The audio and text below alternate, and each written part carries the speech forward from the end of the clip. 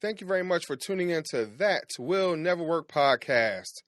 So most entrepreneurs celebrate the moment a client says yes and completely miss the 72 hours that determine whether the client stays, refers, or quietly disappears.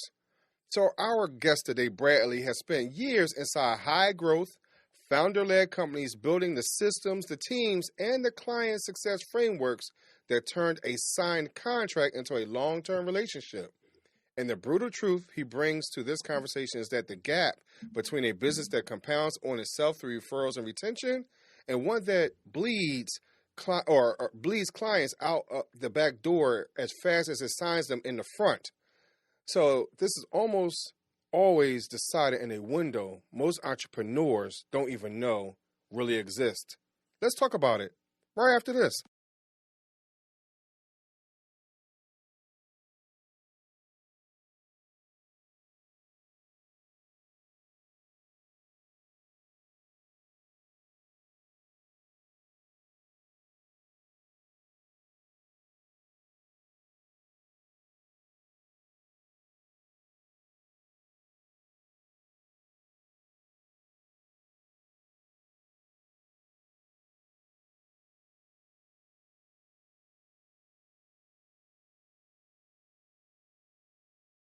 I thank you very much for tuning in today.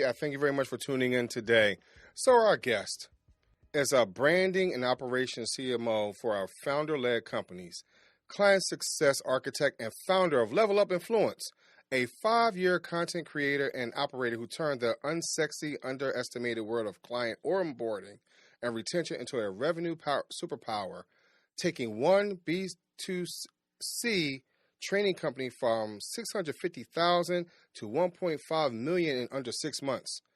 That's generating over 140% net revenue retention across a book of 250 plus C-level executive relationships. So I thank y'all very much for listening today. And of course, Bradley, thank you very much for coming on to the show. Hey, thank you for having me on, Maurice. I appreciate it. No problem. And so just to get it out the way, y'all, I just want y'all, if y'all hear some little snippets real quick, again, we real on this show, right? We keep it real on here. And so that's just human error, right? So if you hear a little change or a little situation is, understand that no matter what the situation is in life, you have to be able to pivot and you have to understand where you need to go in that moment. And so here's a situation where we have Bradley who pivoted in life. He had some moments that really pivoted, and it allows us as entrepreneurs to understand what we need to focus on moving forward. Because a lot of times the way we look at business is just one-sided. And so, Bradley, you've taken companies from hundreds of thousands to millions in revenue, not by finding more clients, but by completely transforming what happens literally after the sale. And so let's start there. What is actually happening inside a client's mind in the first 72 hours after they say yes? And why is that specific window the most important and most neglected moment in every entrepreneur's business? Yeah, absolutely. So most of the time, for variety of different offers, variety of different types of businesses, the first 72 hours is usually looked at as a kind of, I like to say, an administrative window. Mm-hmm. So there's a lot of paperwork. There's, this onboarding process. There's documents that make sure to sign, first call booked, et cetera, et cetera. But when you really think about it and boil it down, these first handful of days, handful of hours even, after somebody says yes to a purchase, and the larger the purchase, courses, coaching, consulting programs up to the thousands, tens of thousands, some of the ones that I work with even went up to the hundreds of thousands. Mm-hmm. Those hours and days after somebody says yes are when they are the most emotionally volatile.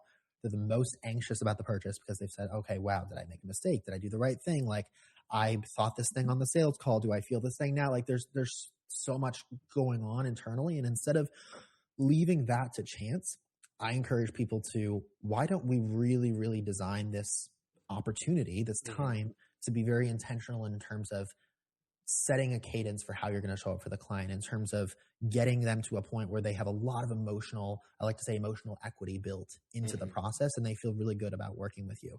And so the idea where this came from is this what I call now my 4 sales framework, which is this idea that everybody focuses on the first sale, but there's actually 3 other very distinct moments or periods of time throughout the client journey that need just as much framework, preparation, scripting, practice, dialing in, et cetera, in order to really make sure that the client stays for the longest period of time possible, and also, of course, has the highest lifetime value to the company. And so 4 sales are the initial one, which would be enrollment or payment. Second one is the first 72 hours. The third is what I call advocacy, so either testimonials or referrals or both. And then the fourth is ascension.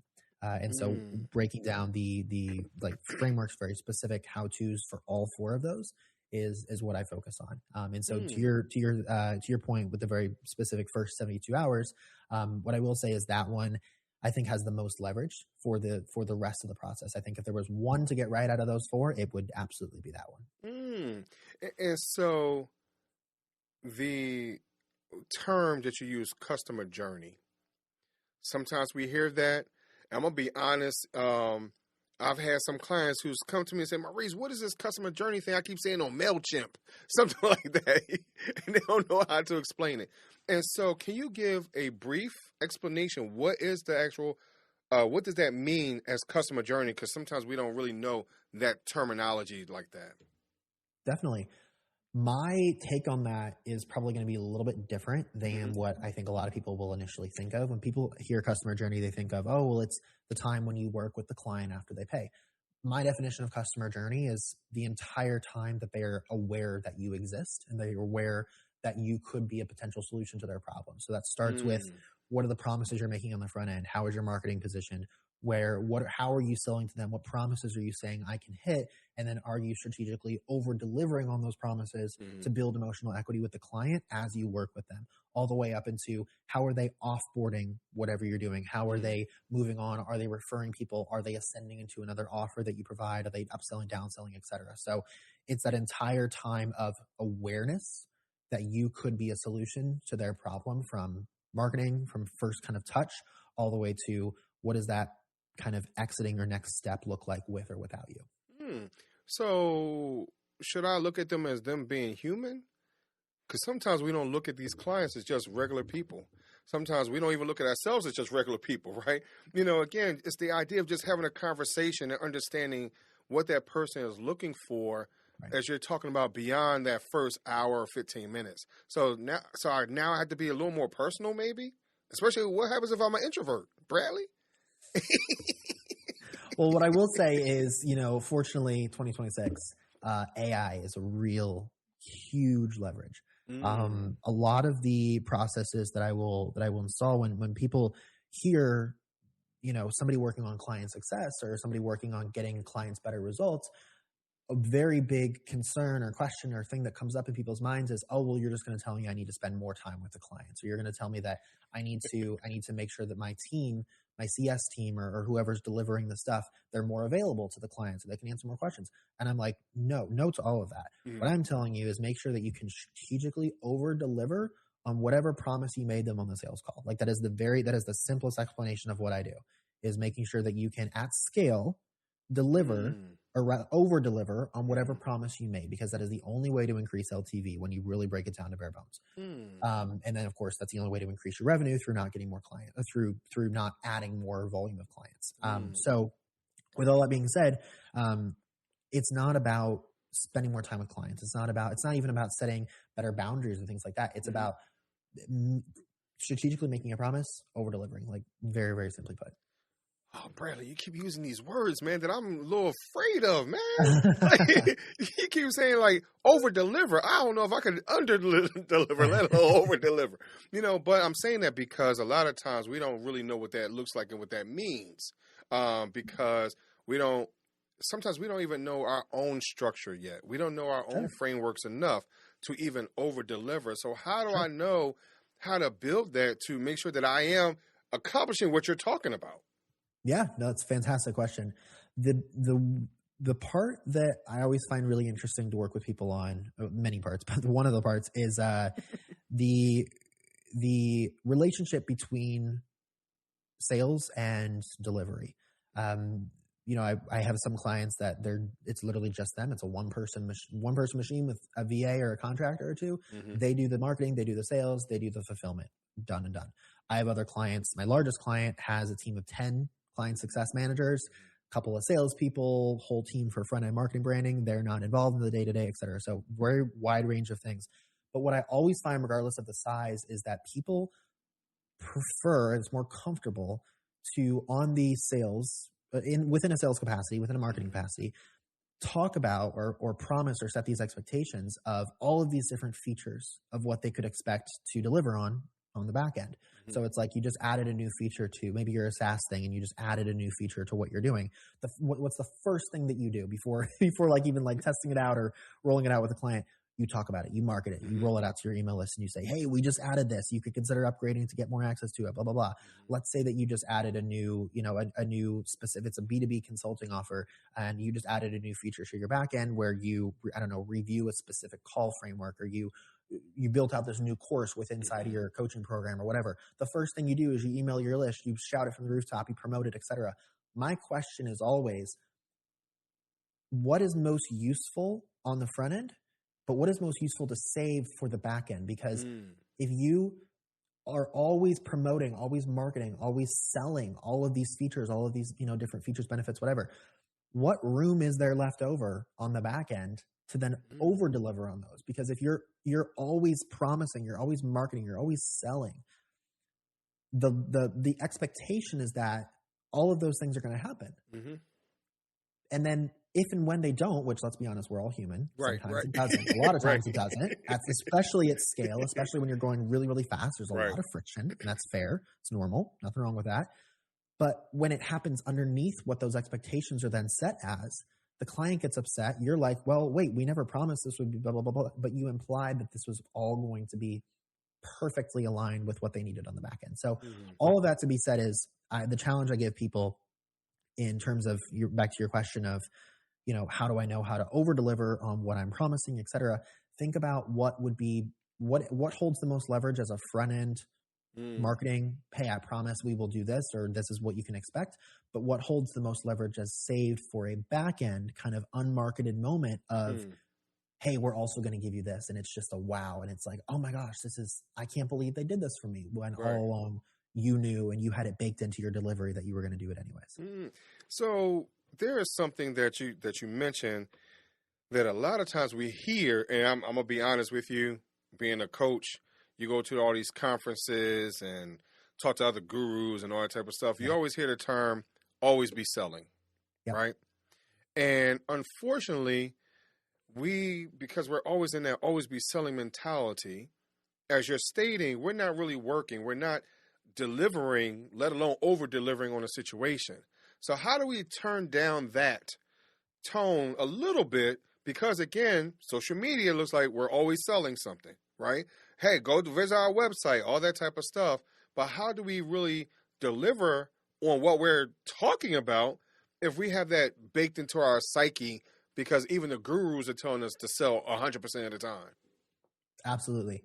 So we've got two answers for you on this. One is, I actually don't have, I don't think that the phrase or the kind of the terminology with it, always be selling, ABC, always be closing. I don't think that's incorrect. I think people are thinking about it incorrectly. So always be closing, when people say that, it implies to always be selling your front end thing, always be marketing, always be telling people about what you're doing, always be attracting new clients, always be getting on phone, pitching, closing, collecting cash, yada, yada. What if you were to think about it as always be closing from the frame of, how can I always be encouraging or inviting or laying the framework for my clients to be worth more to me, especially as my business grows? So that instead of looking at it as, always be closing means always getting more clients, it's always making more from every client that I currently have. And so to kind of really nail this point in, I have done a lot of work with hiring both closers and client success managers. So people who sell and then people who deliver on what's sold. Whenever I hire somebody, or whenever I'm in part of the process hiring somebody who is a closer, who's a salesperson, I'm always looking for a little bit of empathy. I'm always looking for a little bit of heart, of client relation, je ne sais quoi, so to say, because I want to make sure that that person is not going to completely betray whatever the values of the client that we're bringing in are, the ideal client we're bringing in, just for the quick sale, just for the quick buck. On the flip side, whenever I work with people on hiring client success manager, I'm always looking for a little bit of the sharkiness at the very least, because at scale, the client success manager is the one who is actually responsible for more revenue than the closer is. Because think about it, the client success manager is the one who's responsible for if referrals come in, if testimonials come in, if they're upsold into a next product, into a next solution, into a next package, whatever it is. The client success manager is the one who's responsible for more revenue. So I need to make sure that they can navigate difficult conversations. They know how to pitch. They know how to properly frame a next opportunity, a referral, ask, whatever it may be. And so I spend a lot of my time kind of coaching those frameworks and those specifics and scripting. And we always drill sales conversations, but we never drill fulfillment or delivery conversations. Right. So that's one. That's my longer tail answer would be look at ABC from a perspective of how can I get more from every client that I bring in. The second answer I would have to that is, we spent the last, and this is one of my favorite, my favorite quote lines that I've come up with this, which is, we spent the last 10 years perfecting how to sell in this industry, but we've spent exactly no time perfecting how to deliver. And I think that it's really, I don't mean to oversimplify this, but I genuinely think from the bottom of my heart, you can get so far. You can do so much work with just simply sitting down and asking yourself as a founder or as a leader within a company, where is my discretionary effort going? I love that question, because the last time you had a free time on your calendar, look at it and say, where did my time go? Did my time go to more sales? Did it go to redoing an ad campaign because I want to get 5% or 10% higher ROI on my ad spend? Did it go to redoing my brand and vision statement for the 100th time?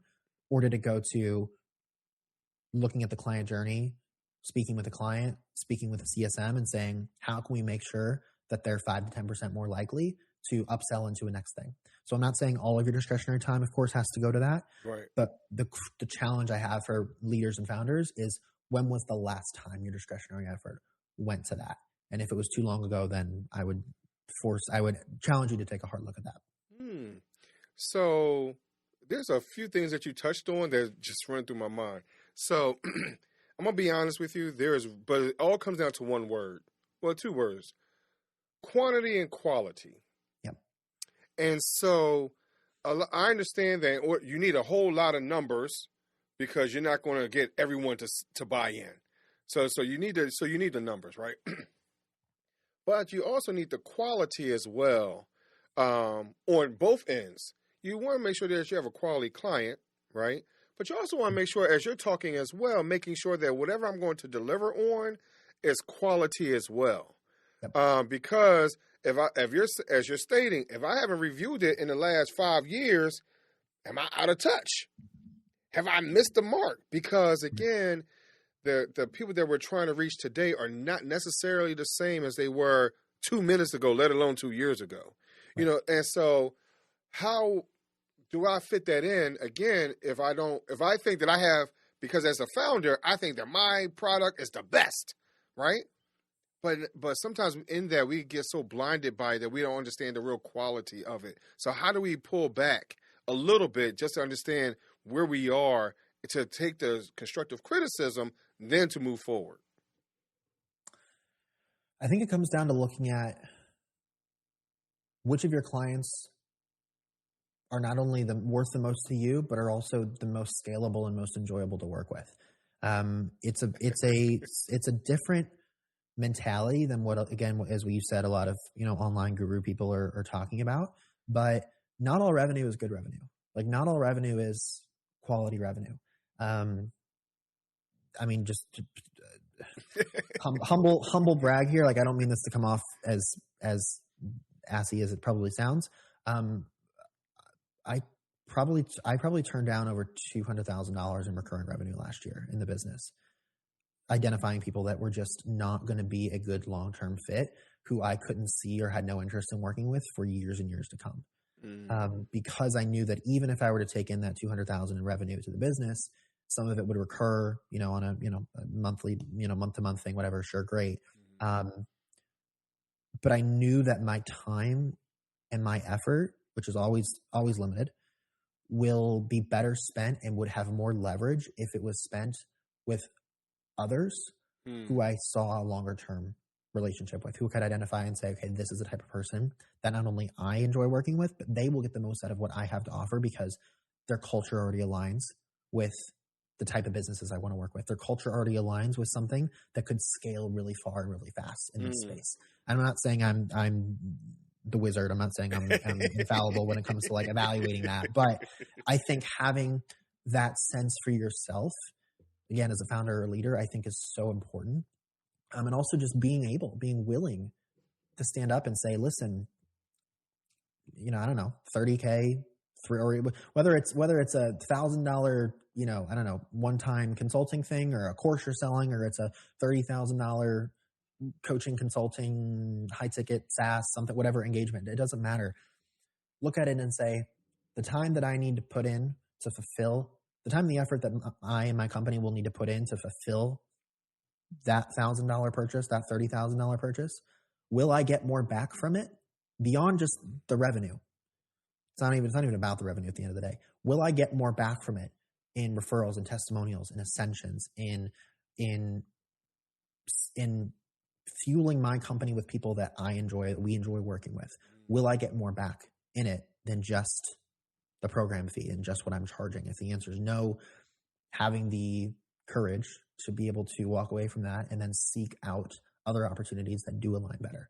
And that's not glamorous. That's not sexy. That's not something that you see I won't name names, but a sales guru on social media talking about. You see them closing, sitting there on speaker on their iPhone 17 Pro Maxes and their Lambos, closing $50,000 deals and not giving a crap about what happens to the client after. And that's just not my vibe. Again, see, Bradley, here's a problem, man. You keep putting things out there. I'm saying that because, there's two things that I want the listener to hear that what I'm hearing from you right now. One, you're giving me the opportunity or the permission to say no. Absolutely. A lot of times we don't give ourselves permission to say no. And then number two, when we understand where we stand, what are our morals and values in that moment, in that situation? Because sometimes we lose track of that. So if we understand what our morals and values are, that is the automatic permission to say no. Yep. So I thank you for reminding us of that, because Bradley, sometimes you look at that $250,000, like, Bradley, I don't know about you, but I would have taken it. There's some people that would be like that, but unfortunately, we get caught up in the numbers. We get caught up in that potential revenue, that we don't really understand where we really stand, not just in that moment, but like you're talking, what is that relationship 2 years down the line? Right. And so I thank you very much for giving us permission to do that. Absolutely. I think with everything that you see in just this world of optionality that social media has created, it's wonderful and it's beautiful. But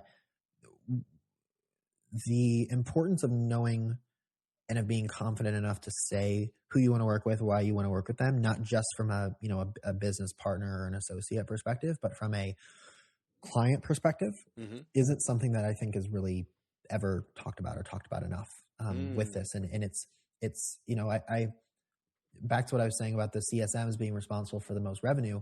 I would also argue that client success holistically in general, as a function of a company, is responsible at scale for more revenue or more revenue potential, let's say, than a sales function of a company, a marketing function of a company. Like, they are the ones who either build an asset with a client or turn the client into a liability, into a potential lawsuit just to be the worst of the worst at the end of the day. Right. So the revenue, who gets credited for growth and revenue, I think it's very different than who holds the real potential for long-term growth and revenue and scalability. So Bradley, for those individuals that are listening, and they don't really know what point they need to focus on, where can they contact you and talk to you to understand what is my value in this, maybe in this market, what my customer service group might look like and feel like moving forward. Because I'm going to be honest with you, because I have a background in customer service, I understand that, some of this conversation, building relationships, or how the importance, what the importance really is.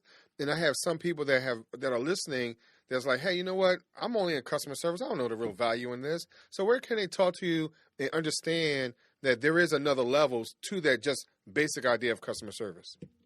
Yeah, I'm extremely active on LinkedIn. LinkedIn's my jam. Post there every day. And then my website is just my name, bradleyrausch.com. Cool. So thank y'all very much for listening today. But Bradley, I got to ask you the question, man. I got to ask you my would you rather question. So again, have fun with it. Would you rather choose 3 doors or a fork in the road? I would have to say fork in the road. Okay. Reason being because I have actually it's my very first tattoo. I know we're doing a video here podcast today, and we can see it quite. It's a brick road that starts going and then it fades out as it goes. It's kind of 3D and it gets smaller as it goes. Nice.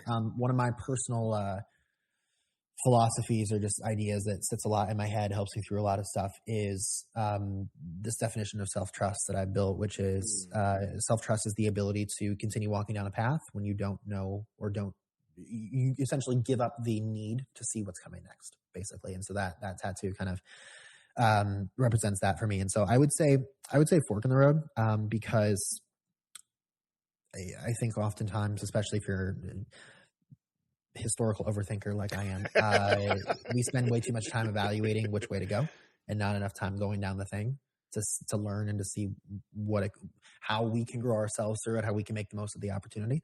And so I guess when I visualize a fork in the road, I'm just like, yeah, like even if I don't know the right way, I'm going to trust myself to make the best decision at the time. And then the next time I come to a fork in the road, I'm more educated and more knowledgeable than I was in the last one.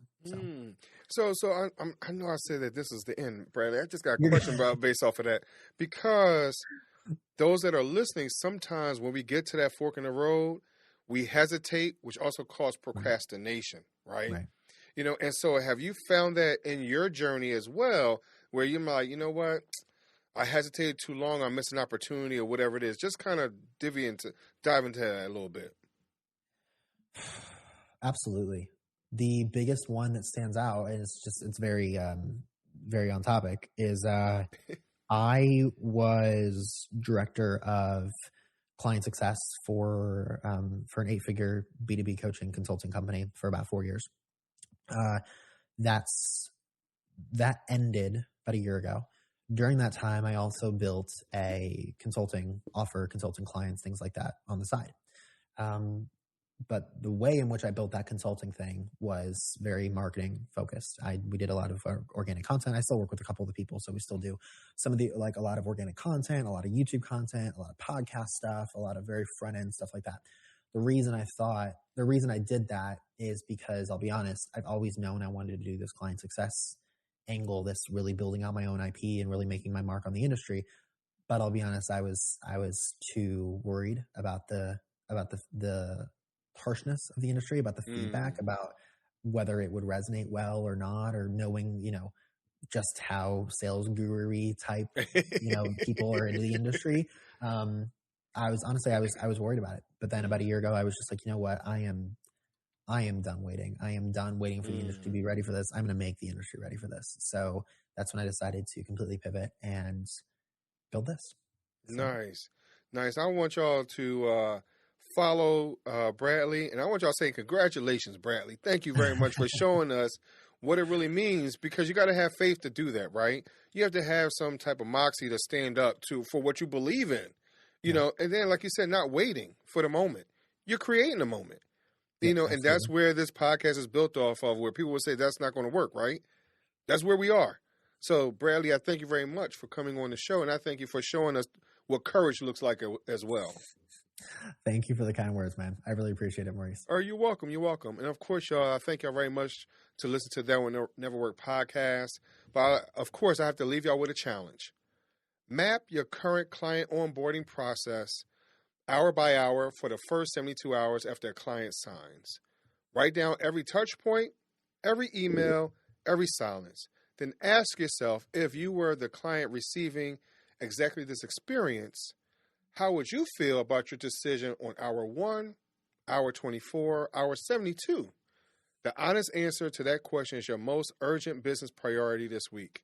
I thank you very much for listening today, and I'll talk to y'all just a little bit later. Thanks for listening. Follow Maurice Chisholm on social media to stay connected, and check back weekly for new episodes. Until next time, that will never work. Or will it?